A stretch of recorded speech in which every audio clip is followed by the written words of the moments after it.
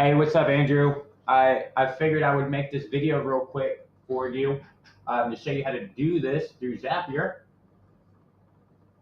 So I have this connected to ClickFunnels on a new contact activity to this particular page. You could do kind of the same thing, but maybe you wouldn't use a new contact activity.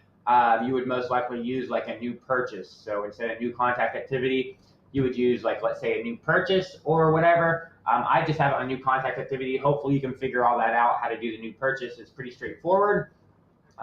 This is the part you most likely need help with. You're just going to, after your step one, wherever you get the dude's email address or the girl's email address or the transgender's email address, you're just going to add an action, all right? It's going to be webhooks by Zapier, and you're going to use a post request. So it's going to look something like this. You're going to add in an action, and you're just going to type in webhooks by Zapier. You're going to click post request, and then you are just going to go in and put in a URL. So we're going to put in your URL, all right? It's going to be very similar to this, all right? So let's grab this guy right here,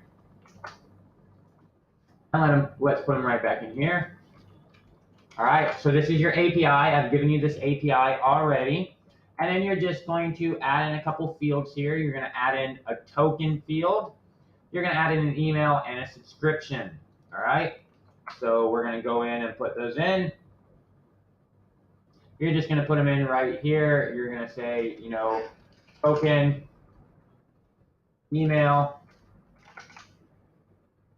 and subscription. And then for email, you're going to pick from your step one, the email address. All right. And then for token, you're going to use this token right here, which is going to be 10101. And you're going to use this TR5 Advanced for your subscription. All right. So you're just going to pop that in. That guy right there. And 10101. Just like that. All right.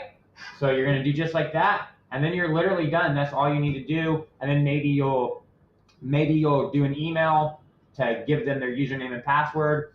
Their password by default is just going to be 123456, and their username is going to be their email address. All right. So you're going to do exactly that, just like I've set up. All right. You can see that what I've set up for you here is exactly what I have set up for me. The only thing that's different is the API route. I'm using Wink Lizard, and you're using your actual domain that we've set up for you. So hopefully that makes sense and you don't have any questions. If you do have any questions, just let me know, buddy.